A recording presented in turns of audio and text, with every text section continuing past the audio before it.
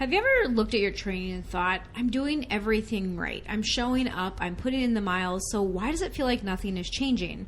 Maybe you've been running the same routes, the same pace, the same routine for months. And at first it worked. You got stronger, you got faster, you felt better. But somewhere along the way, it just stopped working. Or maybe the opposite is true. You decided to finally push yourself. You added miles. You signed up for a race. You went harder. And then your body, unfortunately, decided to push back. An ache here, a tweak there, a week on the sideline that you didn't plan for. Here's what both of these situations have in common. They're both missing the same principle, and it's not a complicated one. In fact, once you start to understand this, you're going to see it everywhere in your running, your strength training, and how your body responds to basically any physical challenge that you throw at it.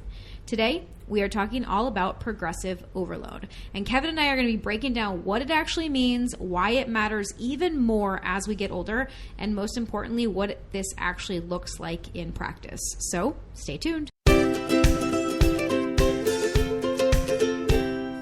What's up, runners? Welcome back to episode number 460 of the Real Life Runners podcast. 460, that's my favorite number. It's your favorite number.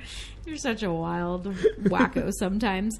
All right, so today we're talking about progressive overload. But before we get into this, I have a couple really fun announcements that I want to tell you guys about because I know I've been teasing some stuff a little bit over the last couple weeks.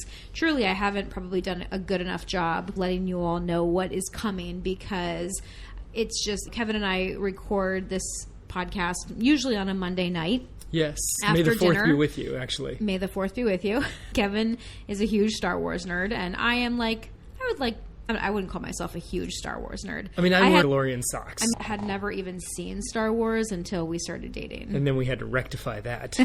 We did. And I think I fell asleep during the first one that we ever watched. Pretty sure I fell asleep during episode 4. But it is a little slow to be. I do have a lot of respect for the series, and we've watched a lot with the kids growing up, not only the 9 Star Wars movies, but then the spin-off shows that I think we've seen them all, right? Or we might be missing. No, we've definitely not seen them all. We've not seen them all. Not even close. But there's been a lot. Yes. Yeah. So anywho, we are recording this on May the 4th. But anyway, we typically record on Monday nights after dinner. So usually it's like around 9 o'clock. It's 8:59 right now as we are starting this recording. So a lot of times we come in and we just get the job done, and the dog is deciding to ramp up at that time, which right now he is totally good. He is lying right behind us, totally calm. So I think it's going to be a good night to record. All right, so what are you actually announcing here? Oh, I've got some fun stuff coming up. Okay, great. So the first one is that I'm launching a brand new live masterclass, and the first live class that you all will be able to attend is going to be May 12th, Tuesday, May 12th at 1 p.m. Eastern.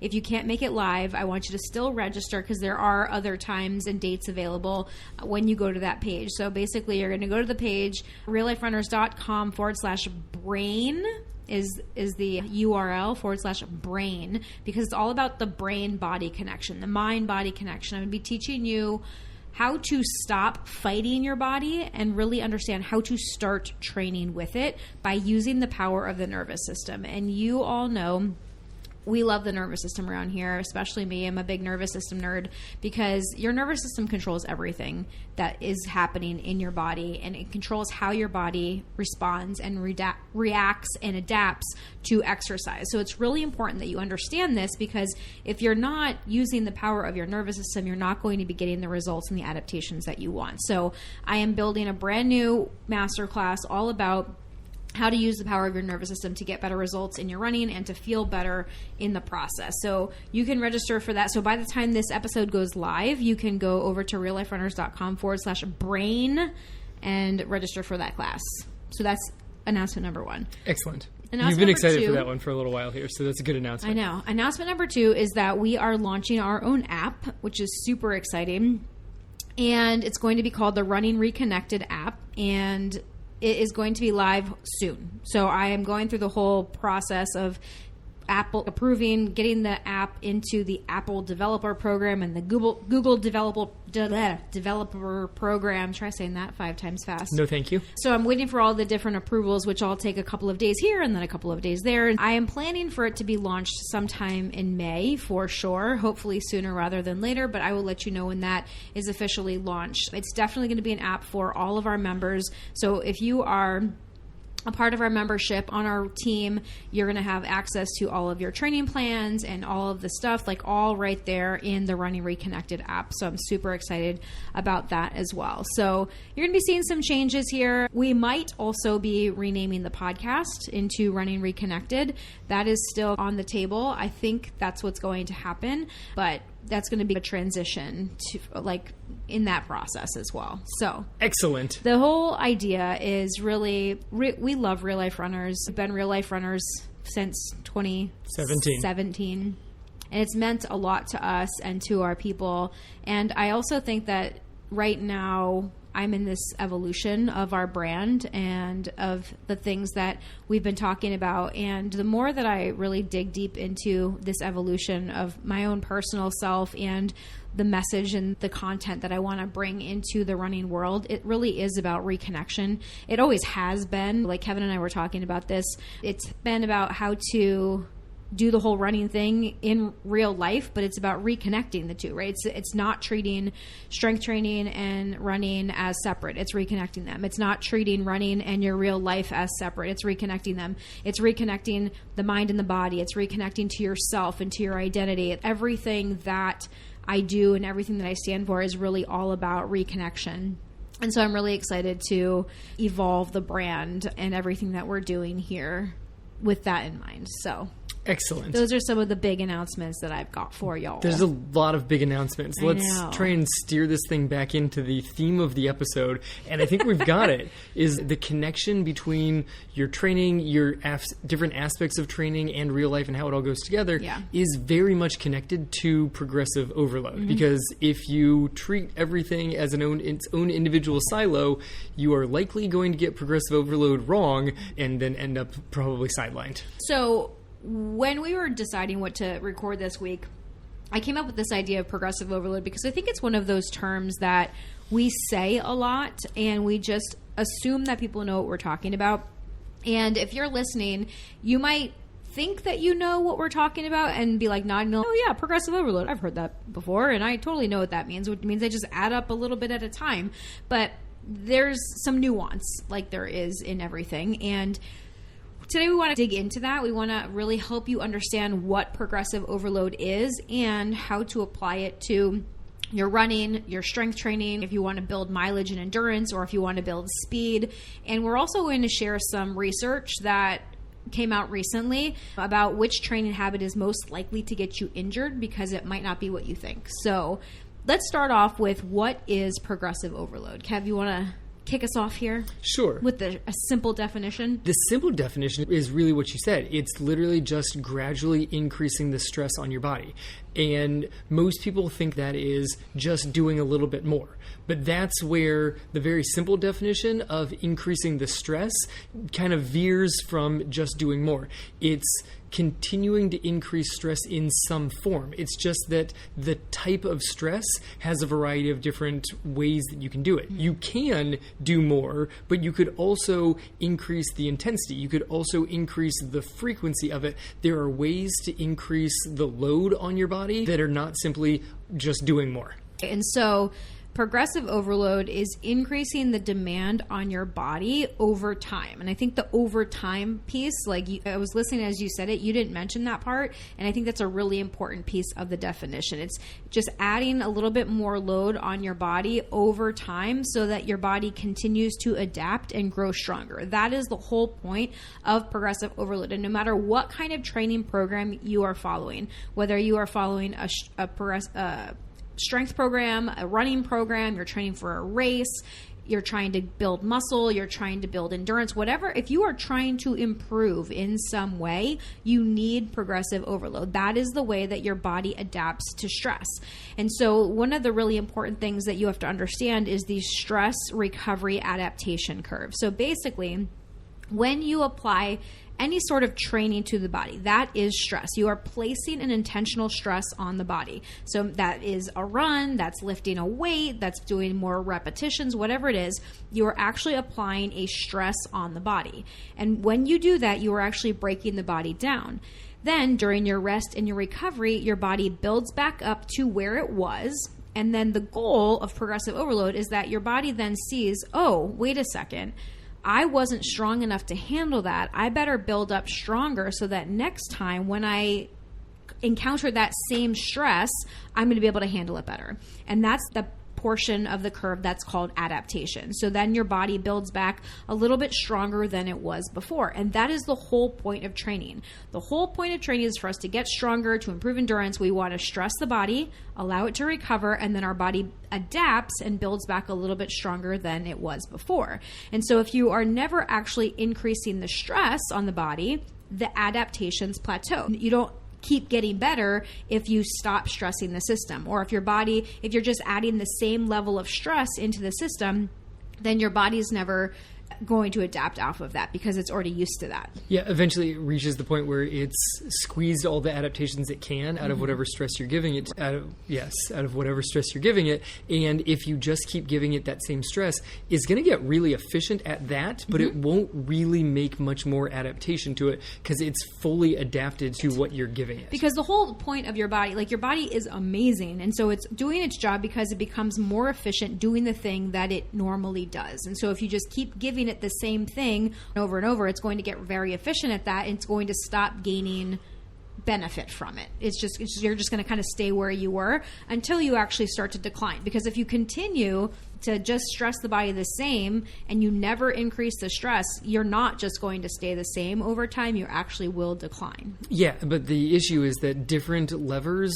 have different saturation points. One of the things you can do is increase how much you're doing. So in terms of running, this is literally adding more miles to it. So let's talk about the three levers, because I think it's important that we point all three of these things out. Yeah, so volume, how much running you're doing over the course of a week, for instance, or strength training, how many reps you are getting in over the course of a week. You could also increase intensity. In running, going up a hill, going faster. These are ways to increase the intensity. In lifting, this is putting more weight on the rack and going for that. Yep. This is your primary way of increasing intensity. We'll talk more about that. There's other ways. There's other ways which we'll get to when we specifically talk about strength training.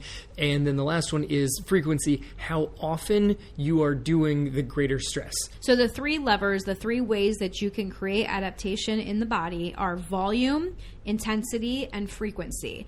And the key, and this is one of the things that a lot of people get wrong, because they want to try to increase all three at the same time, or they try to increase too fast. And when you do that, your risk of injury goes up. So it's very important that when you are trying to overload the body, you choose which lever to pull so that you're only focusing on one at a time. And we can talk about levers, but I actually like to think of it more as like dials, like a dial from 1 to 10. So you have all of your dials going, if we say maybe like around a 5, if you imagine the different dials, right? Volume, intensity, and frequency. And then based on what kind of adaptation you want at the moment, maybe you're trying to train for a half marathon and you've never run a half marathon before.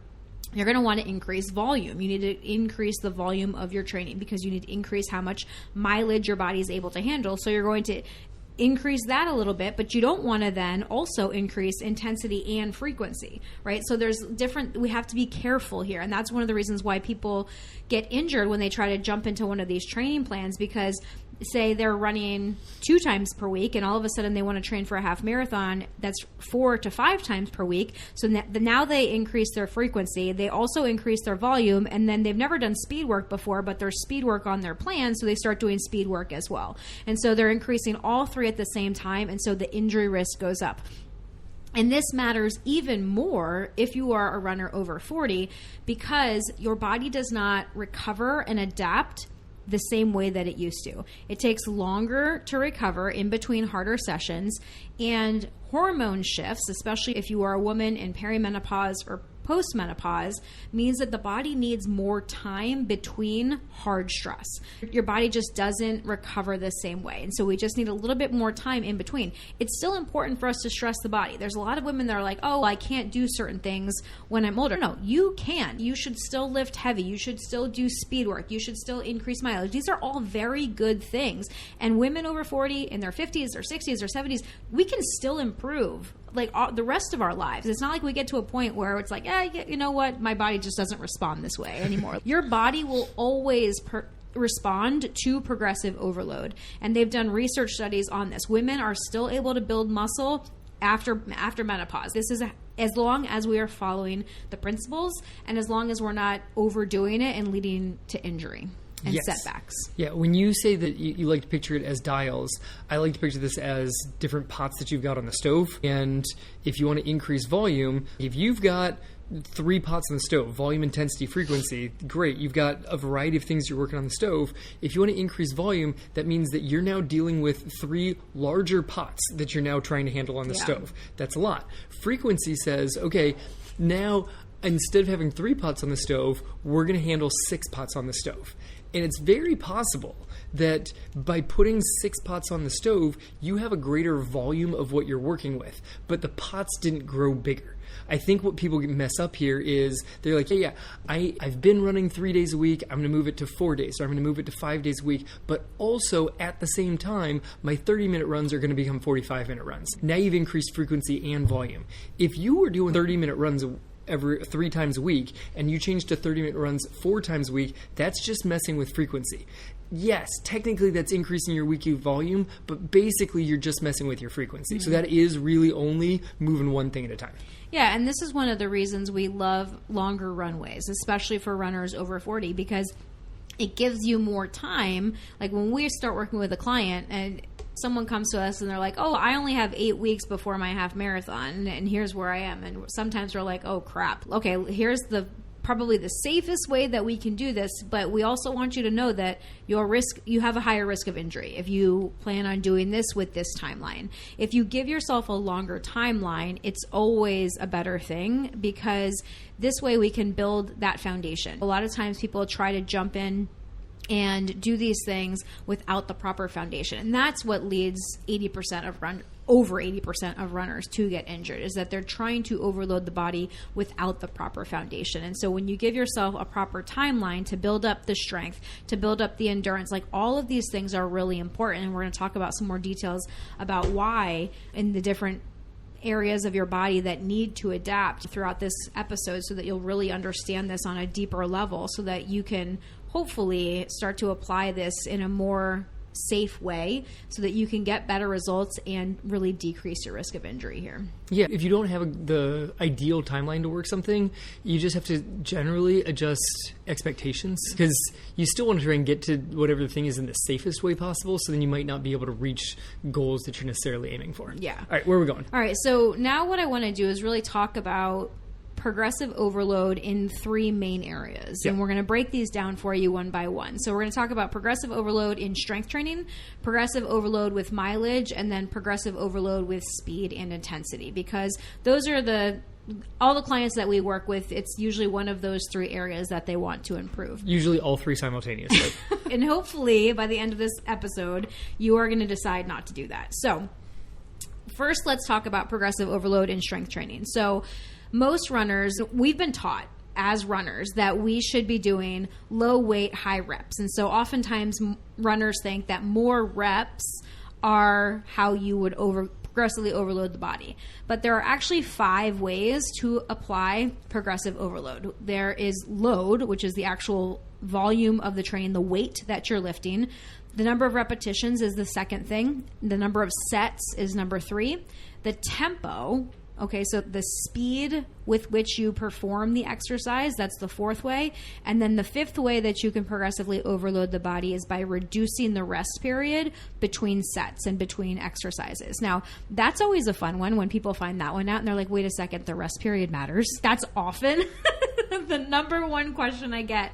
And I'm always saying, yes, like the rest period definitely matters because it completely changes the load on the muscle and your muscle's ability to recover in between sets, which is a very important thing to take into consideration if you are trying to build muscle. So for runners over 40, so again, you can increase load by doing any of these things, by increasing weight, reps, sets, changing the tempo, and mainly by slowing it down, because when you do it slower, it's harder on the muscles, and then by reducing the rest in between sets. So all 5 of those things work, and that's one of the easiest ways that you can switch up your strength training if you are someone that likes a little bit of variety. You don't have to be switching your exercises all the time. You can actually do the same exercises and just change the way that you're doing them and get continual benefits. So when you hit rest reduction that is a way that you can actually increase, that you can progressively overload. I'd say that's one of the more tricky ones to lean on, of trying to rush through your strength training. No, I 100% agree. Even within that lifting session, it seems like reducing the rest and trying to move through the routine quickly is least likely to get the best benefit. It's least likely to make your muscles fully express if you're trying to actually really build strength, or build, in my case, I'm trying to actually build some size. Yeah. It seems like that's not going to be the most ideal. Definitely agree with that, because for muscle hypertrophy, and again, it goes back to what is the actual goal of your lifting session. So you're so smart when you say muscle hypertrophy.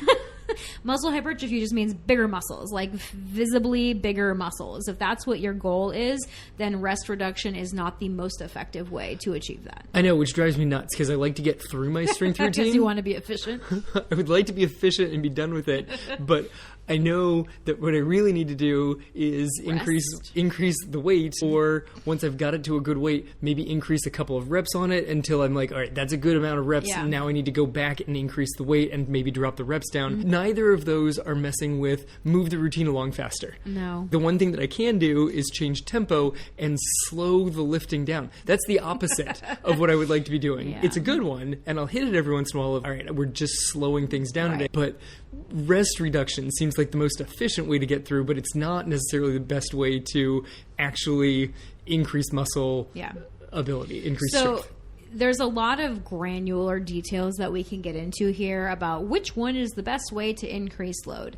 And for our intents and purposes, and for the majority of you that are listening to this episode, especially if you are someone that is not doing any strength training at all, then it doesn't freaking matter. Period. It does not freaking matter. You just have to, A, start lifting, and then B, you can start by reps and sets. That would be the first one. If you are not doing anything at all, start by choosing the top 5 exercises and doing 1 set of 10. And then the next time you do it, do 2 sets of 10, and then do 3 sets of 10. And then we can start worrying about other things. But number 1, always be consistent first. Okay. And that's one of the biggest things. Don't start trying to worry about progressive overload if you aren't even consistent with this. If you are a runner over 40, which is the majority of our audience, if you have the ability to increase weights, that's going to be more preferable than just like consistently increasing reps and sets. Because obviously if you keep just increasing reps and sets, like Kevin said, that's going to increase the length of your workout, and you might not want that. You might not want it to take you 60 to 90 minutes to do your workout because you're doing so many reps because you're trying to get to failure. So increasing the weight. So if you're part of a gym and you have access to lots of weights, great. If you can purchase some increased weights and resistance at home, fantastic. Now, if you're not someone that has the ability to do that and you don't have access to heavier weights, that's when you can really start to look at increasing reps, increasing sets, and then the eccentric tempo, like really working on changing up your tempo. So, for example, if you've been doing, say, 3 sets of 10 goblet squats at 20 pounds for 3 weeks, then it's time to go up a little bit. Time to go up to 25 pounds. But if you don't have a 25-pound dumbbell or kettlebell, you could slow it down. You could add a tempo. So doing a slow 3 count on the way down is because the 3 going on the way down is the eccentric loading phase of the muscle of a squat, and then going up a little bit quicker, and then going down really slow, and then going up really quicker. So changing the tempo is going to make it more challenging and increase the load on the body as well, because it's time under tension. And if you're ever trying to figure out which direction should you go slow, because it is like if you're doing a squat, it's slow on the way down, and then you can go quicker on the way back up. Yeah. The part that you would want to rush through is the part that you should slow down. Yeah. That is always the answer to it. Like, Yeah. you're doing curls, slowly lower them, and then you can quickly lift them. If you're doing squats, slowly lower. If you're doing lat pull downs, you can pull down quickly and then slowly let it go back up. Yeah. It's always the direction that you'd be like, man, this would be easier if I went quicker. That's the part you should slow. Yeah, and then the key also is remembering that rest is part of the program. It's not a sign that you're not working hard enough. But people are like, oh, if I take too much rest in between sets. Nope, there's really no such thing. There's really no such thing as too much rest when it comes to progressively overloading your muscles, and especially if you're trying to increase the weight and the load on the body. Yeah, I like to connect strength training to sprint training because they're both very explosive, powerful things.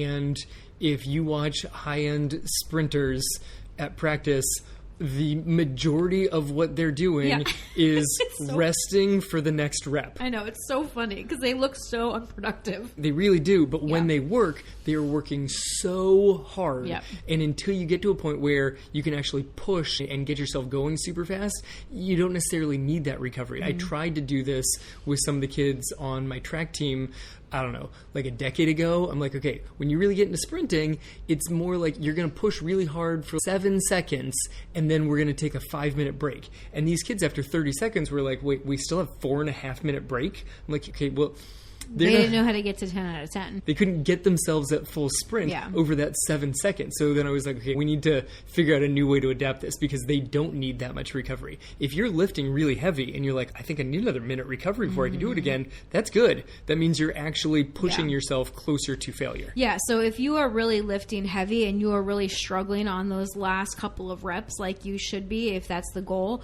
then you need a good 1 to 2 minutes at least in between sets, or in between the next set. Which is, I like to rotate a couple of exercises back and forth that work completely different parts of the body so that I can still move my thing around and not just sit there. Correct. That is one way to get around that and make your workouts a little bit more efficient so they don't take forever. Yep. Okay. So the second way that you can add progressive overload is with mileage. Okay, so let's talk about mileage because this is one of the biggest categories that people want to know about, right? I'm all about this one. So, you want to start us off? Because we've got the old 10% rule. It's a classic. That people love to talk about. It's a rule of thumb. Yeah. I don't even know what that means. I'm not even sure why that's a saying, but... Oh, we should find out. Because there was like a Instagram reel or something that I saw at one point in time that was all these little sayings and like where they actually came from. It was a pretty cool one. I have a book. It's sure it's in our bookshelf somewhere of all these idioms. Look it up. But the 10% rule suggests that you're never supposed to increase your weekly mileage from one week to the next more than 10%, which is a drastic oversimplification. And don't get me wrong, it's safe. The problem with it is it's in all likelihood way too safe. Because the 10% rule suggests if you're running 10 miles this week, that next week you can't do more than 11. And then the week after that, you can't do more than 11.1. And I'm a math teacher. I get how exponential growth goes. Eventually, you're going to be able to start putting big jumps from one week to the next. But 10% was really essentially just designed as a way to make increases in volume as safe as possible. So it was a nice round number to throw at it. Yeah. That's really what it was. It wasn't that research suggested that over 10 was a problem and under 10 was better. It was a safe number and it was an easy number to remember. All right, so the rule of thumb refers to an approximate practical method based on experience rather than exact science. It originated in 17th century England, where tradespeople like brewers and tailors used the width or length of their thumb for quick measurements. Yes, because it's about an inch across your thumb. It is often wrongly believed to stem from a wife-beating law. Did you know about this one? So, yes, it was a measurement practice to test the temperature of beer or the length of a cloth. But there was a widely spread myth that suggested it originated from English law allowing men to beat their wives with a stick no thicker than their thumb. No thicker than their thumb. Oh my God. I'm glad that it's not that. I'm not sure That's that... wild. I want to make sure that my brewer has tested by sticking his thumb in what he's creating. This was the 1700s, though. 1700 beer. Sounds delicious. It sounds like the Black Plague. I don't know why diseases were so easily spread. So weird. Doesn't the alcohol disinfect it, though? Just pour some beer on it. I heard that once. I definitely heard that. I heard that from a doctor. I'm going to be a doctor anyway. So there is this rule of 10%, which is kind of like Kevin just said, it's an oversimplification, but it can be good to go by sometimes. It's got a little bit of weight to it. But what actually matters is the ratio of acute load to chronic load. So it's how this week compares to the average of recent weeks. It's not just from one week to the next. Yes, it's not just this week to last week. It's this week compared to the last 3 weeks averaged out. Yeah. Is actually how... That's how your Garmin measures acute to chronic, and it's one of my favorite features on the watch. This study that I love, I think it's a study from 2025, they were trying to figure out what the safest way to increase volume was, essentially. Is it more dangerous to increase a single long run just to bump up your long run and leave everything else the same, or is it better to increase just all of your runs to just gradually increase that up? And they did that in two different ways. They compared 1 week to the previous, or they compared the acute load to the chronic load. And that one that takes what you're doing this week to what you've on average done over the last 3 weeks actually showed negative correlation to injury, which means if you increased your weekly volume relative to the last 3 weeks, your chance of injury actually decreased statistically in the study, which was bonkers.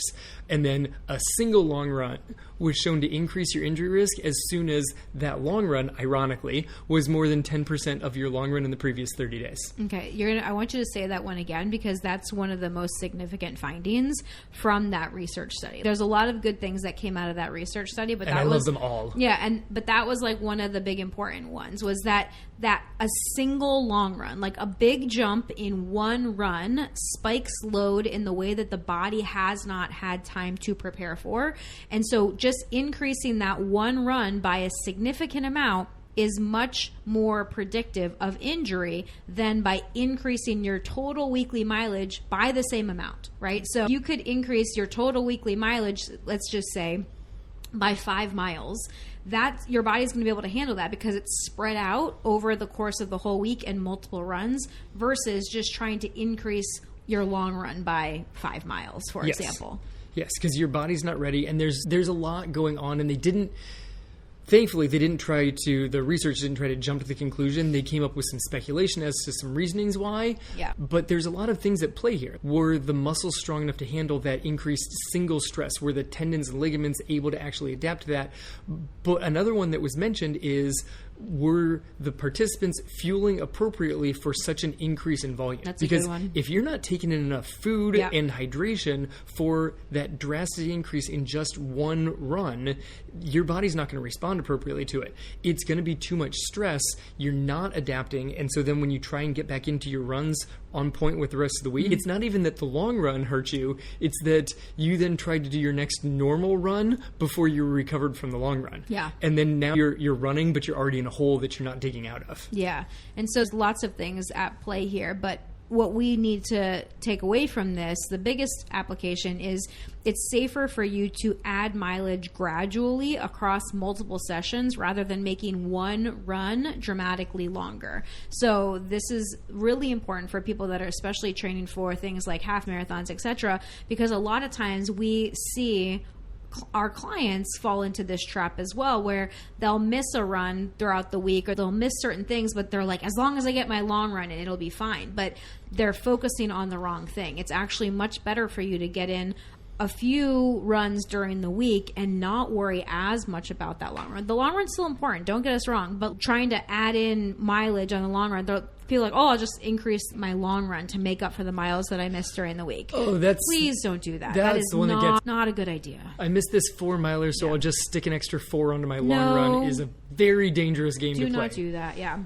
And the important thing for us to also know, especially if you're over 40, especially if you are a woman, because of the hormonal changes that are going on in our bodies, one of the reasons that this is super important is because of the connective tissues, like our tendons and ligaments, because those adapt more slowly than your cardiovascular fitness. So a lot of times you're going to feel like, well, I could probably go farther. I'm not out of breath. I'm not that tired, but there's a lot of things going on. So you might feel fine, but if you're outpacing your structural adaptation, then you're putting yourself at a higher risk of injury. You have to remember that there's multiple systems of the body that need to adapt. It's not just about your cardiovascular fitness. It's about your muscles and your tendons and your ligaments and your bones and like how everything works together, and that brain-body connection too, which we're going to be going into in a couple minutes here. So I want you to think about this concept to give you a visual, as in watering a plant.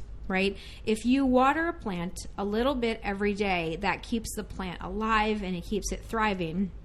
But if you dump an entire watering can on the plant once a week, you're probably going to flood the roots and kill the plant, even though it's the same total amount of water. Right? You can take that same watering can and use that one watering can over the course of a week, or dump the whole watering can at one time. It's going to be much more effective if you do it little by little throughout the week.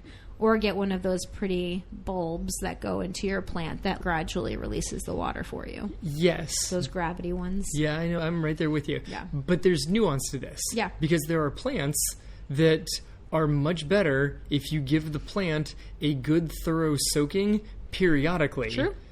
Rather than a small amount every time, because it allows the roots to grow deeper, because the roots keep going down looking for greater water rather than have very superficial roots.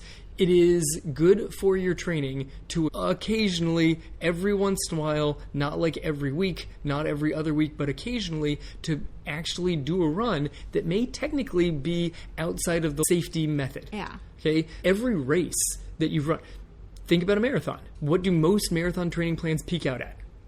They're at 20 miles. Yeah. And the race is 20. That's more than a 10% increase. So that long run race is going to be more than you've ever trained in. So then the race itself is an injury risk. You've got to open your body up to being able to handle things that are slightly beyond what is necessarily the safest thing. That's where the progressive overload comes from, is I'm going to push myself, and it might be a little bit too much, but make sure that you just have plenty of recovery on the back end. Yeah. Because I think that's agreed. It's what the study didn't really necessarily show, and I'd love to get a follow-up to this one, of what if you do have a big increase in the long run, but then you take the next 2 days off, and you make sure that you're like over fueling on those days so the body can actually recover. Yeah. Does it actually then still have the same injury risk? Because I bet it doesn't. I would agree. And then I also would offer another thing about how experience matters here also. Ooh, excellent. Because if you dump a whole watering can of water on brand new seedlings, those seedlings are never going to take root.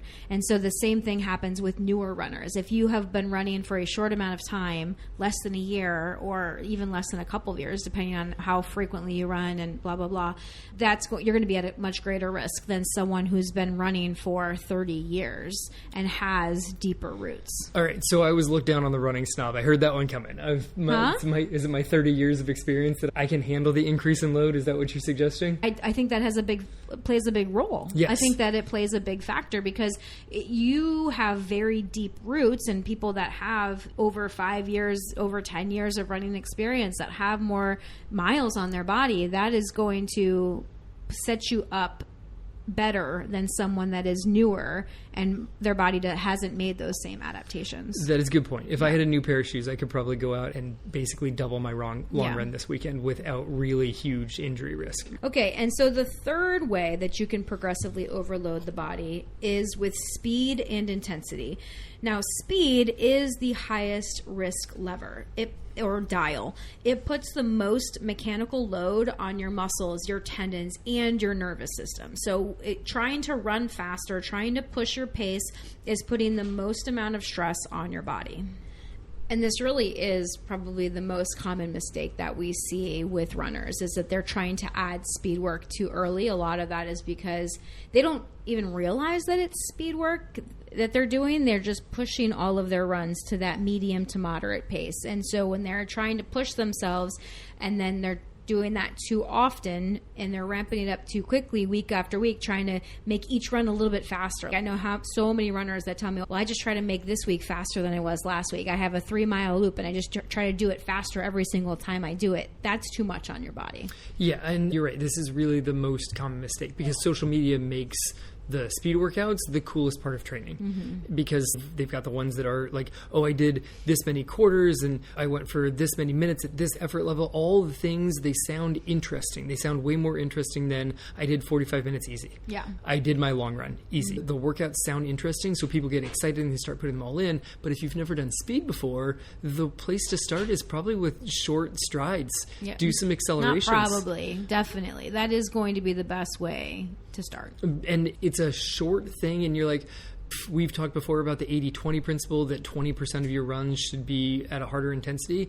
If you haven't done speed, you should be starting at strides, and your ratio is going to be like 95-5, and that's okay also. Yeah, at the beginning, that's where you start, and then we progressively overload. We progressively increase the amount of speed that you're able to do. And then we move into structured intervals. Then we go into more race pace work, but only after that solid base is built. And the interesting part about the progressive overload with speed and intensity is you can build this, but then if you flop back over and you're like, oh, I want to increase volume, your 80-20, it's only at that 20% when you're really focused on a lot of speed. Yeah. If you then ramp up the long run, you're back going to be at a 90-10, and that's okay also. Remember, dials, right? If you're ramping up, if you're increasing the speed dial, you got to bring the other one back down or put it back onto maintenance mode. Yeah, and one of the biggest things here, strides, is you can put them on the end of a couple of runs a week, even if you've never done speed, because they're shorter, you get nice recovery in between them.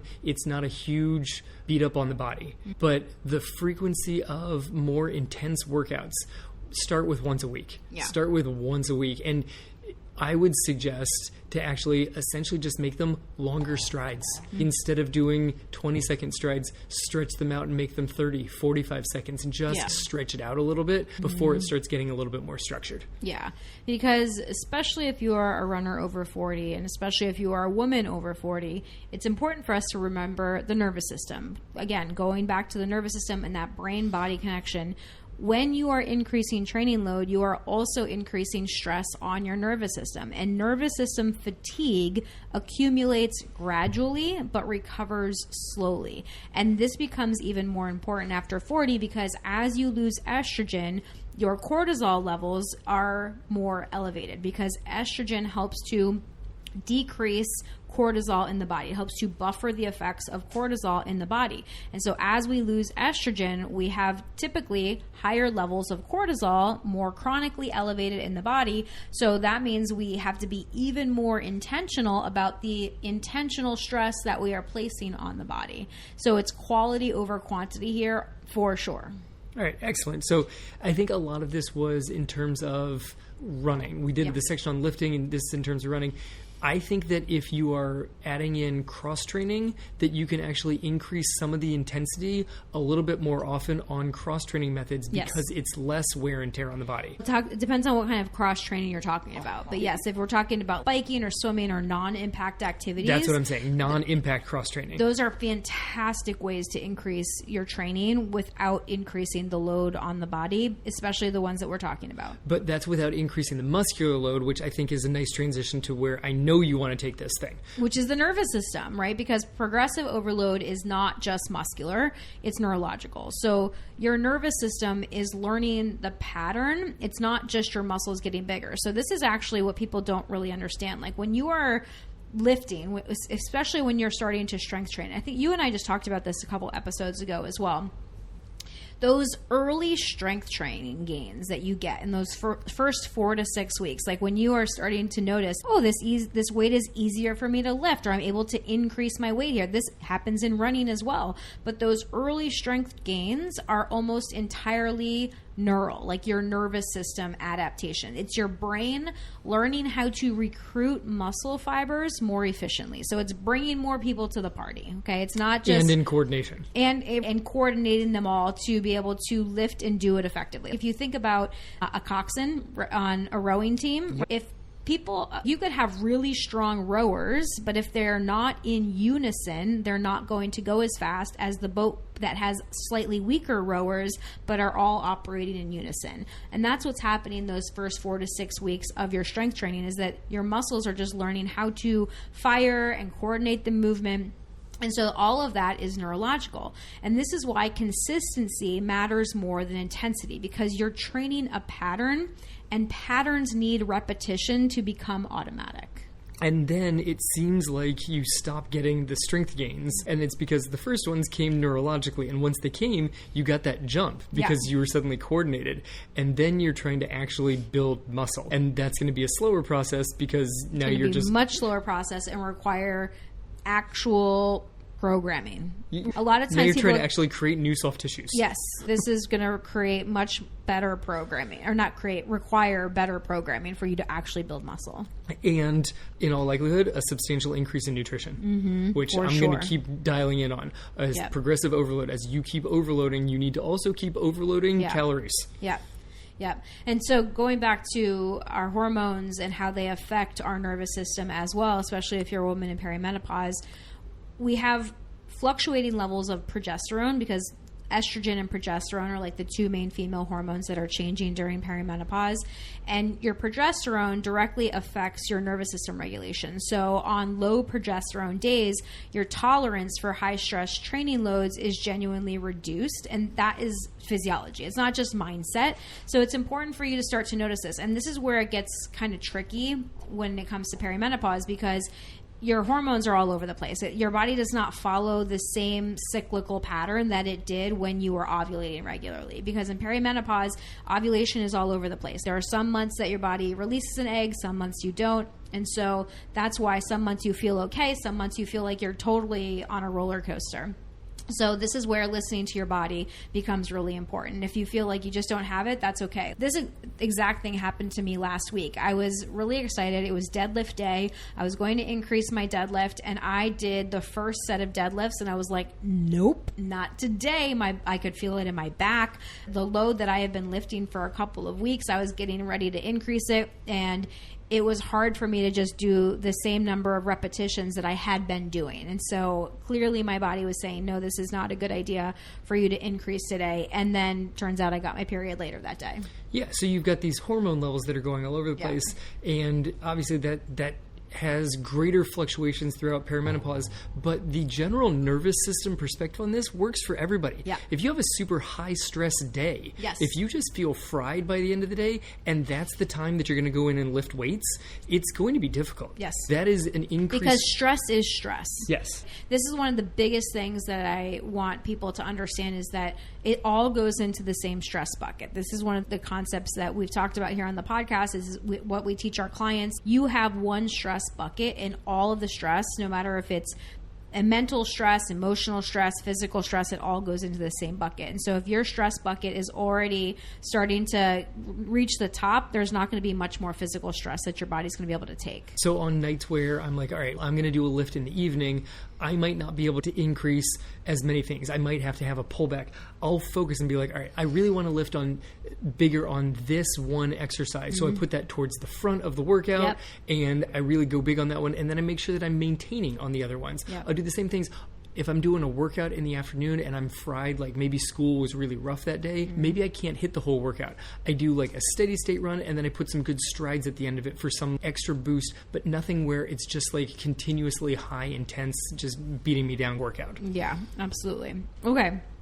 So those are the big main concepts that we wanted to talk about. We've now talked about how to progressively overload your strength training, how to progressively overload your endurance, and then how to progressively overload your speed. Now, let's talk about some of the most common mistakes that we see so that you can avoid them. So the first one we've already talked about. I think we might have touched on all of these throughout, but we're just going to put another point in here again because we want you guys to avoid these ones. So the first one is trying to add multiple variables at once. So adding mileage and speed and a new strength program all in the same week or all in the same month. You have to be careful when you are trying to add and increase multiple variables at the same time. It is not recommended. All right. The second one, I want to have a little conversation on this one. I know we're getting long on time, but I still want to bring it up. No, we have to. This is important. Never having a down week. Yeah. Okay. Progressive overload requires actually planning in recovery. Absolutely. It's possible that life will just naturally give you down weeks from time to time. That is true. That it's just going to happen. Yep. You didn't... Vacation, your travel. Like there's the things that are just built in or the unexpected. Yes, that it's possible. So in general, every 3 to 4 weeks, pull back 20 to 30% on volume. This helps you really make sure that you're gaining the adaptations. Yeah. Now, part of this whole idea that you need to pull back every 3 to 4 weeks actually came from East German Olympic training camps because that followed their steroid cycle. So you had to have a down week every 4 weeks because of the steroid load. That is part of the origin of this. So you don't necessarily have to get like diehard in there of every 4 weeks I have to go down. That's not how it works. This is saying if you've been building for a few weeks and you're like, wow, I'm getting pretty tired, that's time to have a down week. Yeah. That's the logic. That's putting the general idea into work for you. Yeah, and I think that this also can be adjusted based on who you are, your experience level, what the other stress in your life looks like. There's a lot of other factors that need to go into how often you have a down week. Because we originally, like when we first started our coaching practice, we built most of our plans going 3 weeks up and 1 week down. Building for 3 weeks and then having a down week. Building for 3 weeks and then having a down week. And we found that some clients that came to us were not able to handle that, especially if they were older, especially if they were newer. There's a lot of factors, especially if they have high stress, high stress job where they're on their feet all day. There's going to be some clients that just respond better to a more frequent down weeks. So a lot of our clients, we will now do 2 weeks up and then 1 week down. And there are some clients, especially the ones that are very sensitive to injury, that we go up one and then down one, up one and down one. And you obviously need a longer timeline if that's what's going on, but it's a very safe way to build. And you don't need much longer of a timeline. Yeah. We've had great success with plans that go, the weekday runs are pretty consistent. Mm-hmm. It's the long run. And this is why I'm saying, if you're able to actually recover from the long run, that's why we went a bigger, longer in 1 week and then back the next and then increase the next week. And it allowed people to increase their long run in a safer manner in ways that they've literally not been able to do for their entire running career. For 20 years. Yeah. Because they're actually giving their body time to adapt. And some people just need a little bit longer to adapt, and that's okay. That doesn't mean that anything is wrong with you. This is actually a very smart way to train, is giving yourself more recovery and more time for your body to actually reap the benefits of the hard work that you're doing. So many people are putting in the hard work, but they're not actually giving their body the opportunity to reap the benefits of it. Because they're reaping the benefits by putting in more hard work, and then it's not getting anything. But then they're working against themselves, and it's really problematic. Yeah, this leads to one of the other issues is comparing to a past self. Yeah. Like looking at my training schedule and comparing it to when I was training in college, those don't match. Yeah. But the problem is that I was getting hurt all the time in college. So I'm not sure that I want it to match anymore. Like, that's one of the things I ask our clients a lot too. Like when they start questioning our methods, I say, how'd the last one work for you? That's without being too, I don't want to be off-putting or dismissive in any way, but really having them take a look. Okay, what did the way that you did it before, did that actually work for you? Or was that the thing that was leading to the injuries? Are you willing to do this differently so that you can have different results? But a lot of times it feels like you're not doing enough. Yeah. And that's not necessarily that your training isn't going well. That's a hit to your ego that you're not doing as much. It's true. And you just have to get past that and be like, all right, I'm training in the way that's going to be the most successful for me, even if my mind is like, you're not doing enough. I can get past my mind saying I'm not doing enough if my body says, yes, you are. Yeah. I think that's one of the wildest things that we see so often with our clients is convincing them to do less. And I make a joke because a lot of times when people come to me, I tell them that I'm not the running coach that they expected, because instead of telling people to eat less and move more, I tell them to eat more and run less. Yeah, that's often. A lot of times that is the answer, because when you run less, you're actually giving your body more time to recover and adapt. And when you eat more of the right things, you're actually giving your body the fuel that it needs to perform. And those two things are what makes a huge difference, especially if you're a runner over 40. Yeah, and that's not saying that we throw the lowest mileage at everybody. No. But I don't think that you need high mileage just for the sake of high mileage. High mileage, if it has a purpose, is a wonderful move. It's great. You can progressively overload volume. It's really hard for most real life runners to reach their limit of volume because they just don't have enough time in their life to do it. Yeah. So that's a great lever to pull onto. But with real life runners, you have to have other levers. That's where we fit everything in. Absolutely. So progressive overload is the mechanism behind all training gains: strength, mileage, and speed. And all three of those things require it to be applied intentionally. That's the biggest thing. So hopefully you now, after listening to this episode, you now understand what the concept of progressive overload is. You understand that there are three main dials that you can play with, which are volume, intensity, and frequency. You understand that you should only be playing with one dial at a time for you to have the best results with the least risk of injury. You understand the different ways that you can increase your strength. There's the different ways that you can increase mileage and the different ways that you can increase speed, so that you can start to train like the athlete that you are, and you can start to train more intentionally so that you can get better results from your running, because the goal is not to do more. It's to do slightly more than last time, consistently, with enough recovery so that your body can actually absorb and adapt to the training. Because the goal is actually exponential growth. Like I talked about this at the beginning, that you don't actually really need to go from a 10-mile week to an 11, but you can't just increase so rapidly so that it looks good, because that's eventually just going to sideline you. And having a bunch of weeks in a row with zeros is not going to continue to actually have the point where your growth takes off and does that sort of like hockey stick move where it just starts spiking. You start seeing these huge benefits, because every time you take 2 huge steps forward, you then have to sideline for a week. It's better to take 5 very small steps forward and then be able to take 5 more steps forward. That's how you actually make the huge improvements. Yep, exactly. And so if you want help with this, like, this is the main principle behind all of the training that we do inside the team membership. This is behind all of our training plans, both our strength plans and our running plans. We can help you figure out how to make all of these different things work together. That's the biggest key, because so many runners are just trying to do all these things and they're not sure which levers they should pull or which dials they should turn up or turn down.